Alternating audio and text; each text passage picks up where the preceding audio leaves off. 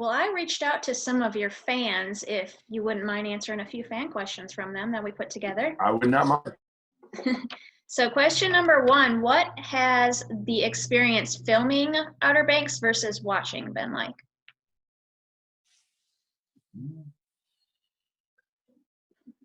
It's the difference between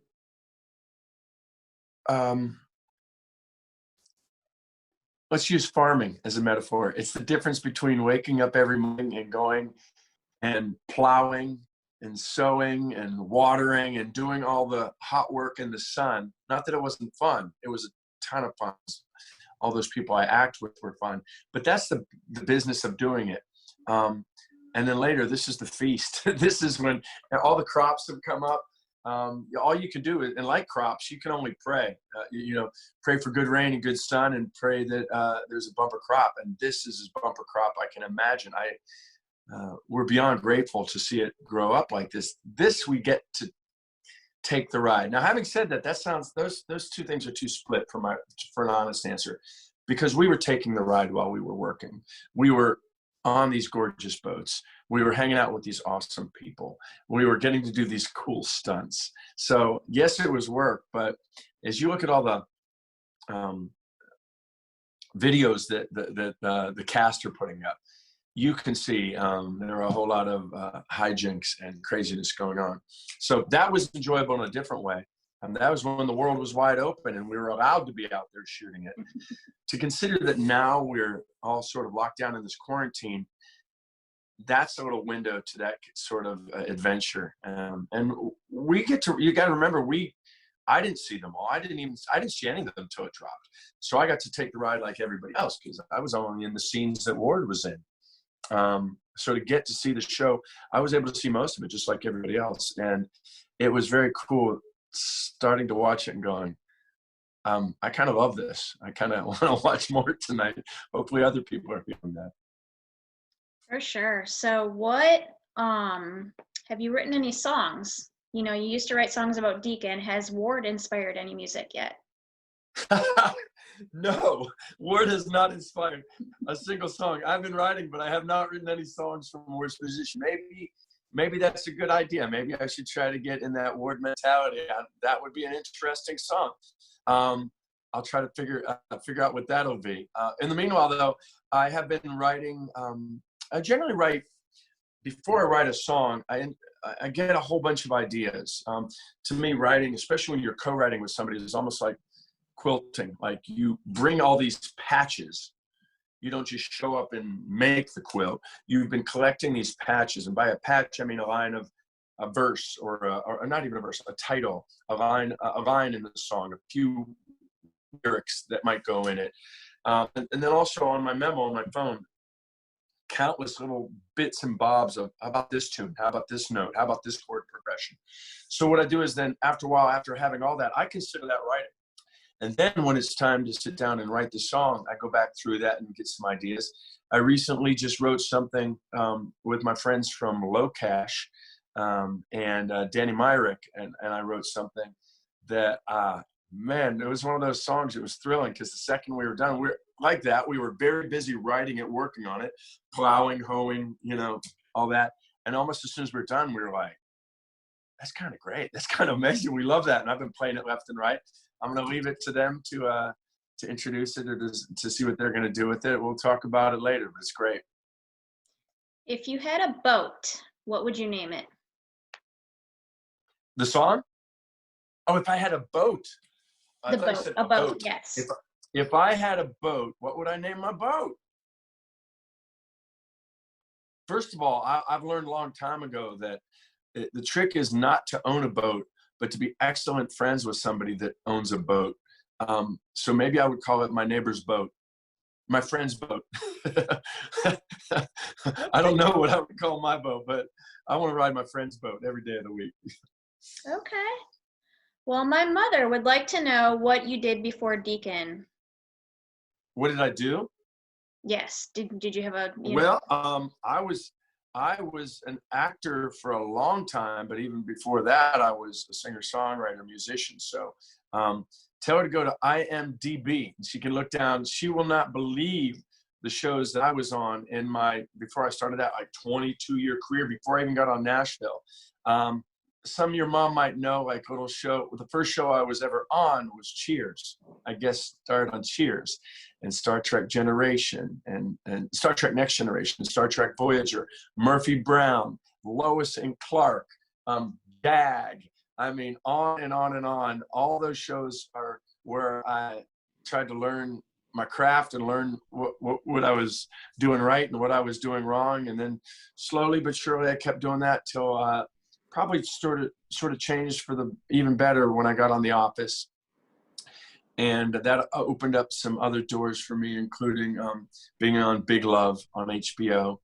And I think it was being on those shows and a couple others as well that sort of probably got me ready the most to play this guy Deacon. But I look back, and every single thing I did, every single piece of it was training to eventually hopefully do what I'm doing now. I remember when I first started out, I was a carpenter's helper a long time ago to try to make money to be an actor. And I remember when I went out and bought some tools, and I showed up on the work site with my toolkit, and I was embarrassed because my toolkit was like, everybody else had these old weathered toolkits that they'd used for years. Mine was brand new, shiny. Hammer had a price tag on it. You could tell I had never used these things. That's what I felt like as an actor when I started out. It was clear I hadn't used these things. Slowly over the years, you look down and you go to work on Nashville or Outer Banks, you look down, you got this old toolbox full of a hammer that you've swung a million times and a saw that's cut through all this timber. So gradually those skills, you've spent a lot of time doing them, so hopefully you can be better like that. That's why I so deeply resent all the young actors I worked with on Outer Banks who have no right to be as good as they are so instantly. It blows my mind. It's like I was nowhere near anywhere that good that quickly. So my hat's off to them. Now, you have a wax figure in Nashville at Madame Tussauds. What do you think of the wax figure, and do you have any plans to visit and see it again? Maybe do like one of those things where they scare everybody. It was, come on, man. Think of what an incredible honor that is to have a wax figure at Madame Tussauds. And that to me is just a tribute to the power of that show, Nashville, and that character of Deacon that was created by Callie Curry and written by so many great writers. And it's Connie, Britton, and it's Raina and Deacon sitting on a bench out in front of the Bluebird there at Madame Tussauds.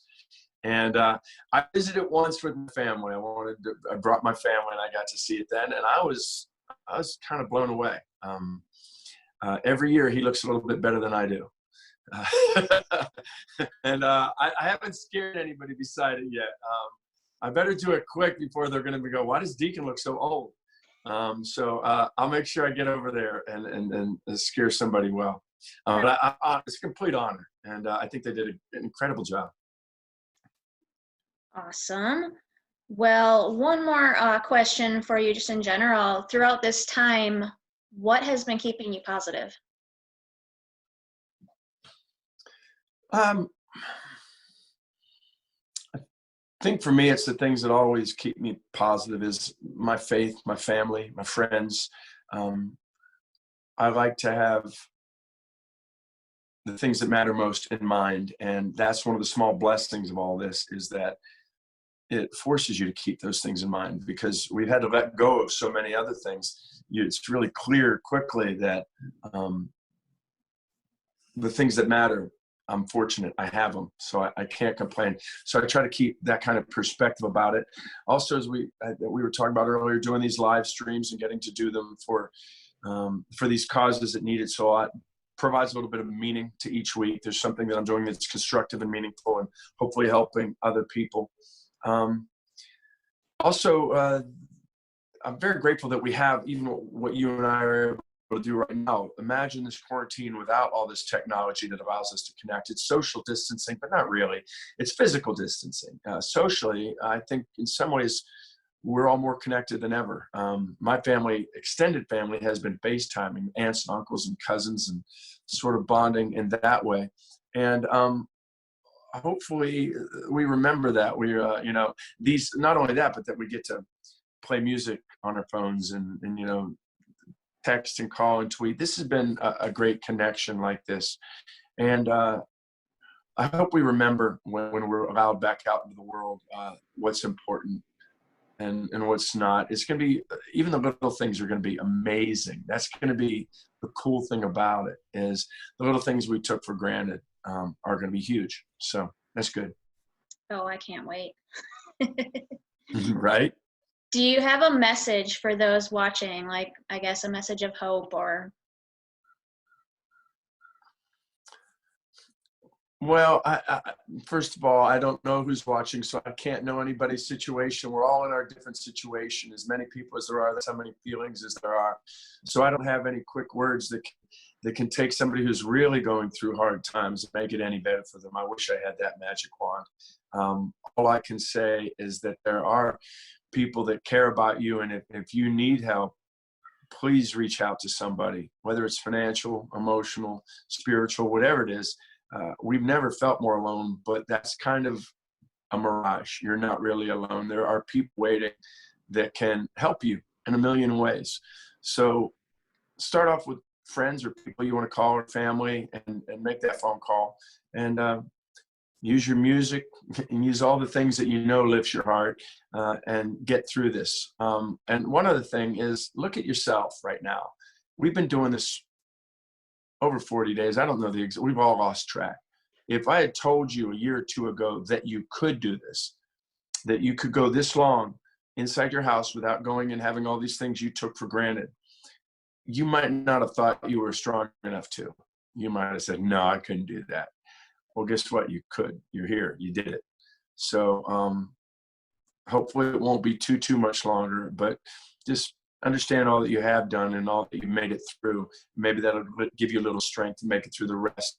And, you know, don't stop halfway up the mountain. Stop when you're on the top, and when we're all released and out in the world, and look back on this together. This is a historical thing. People forget that because we're watching Netflix and ordering from our favorite restaurant. We feel like it's maybe nothing as deep as some of the historical tragedies in the past, but this is huge. This is emotionally, you know, spiritually, financially devastating to so many. So understand that, be as strong as you can, buckle up, reach out and get through it. God bless.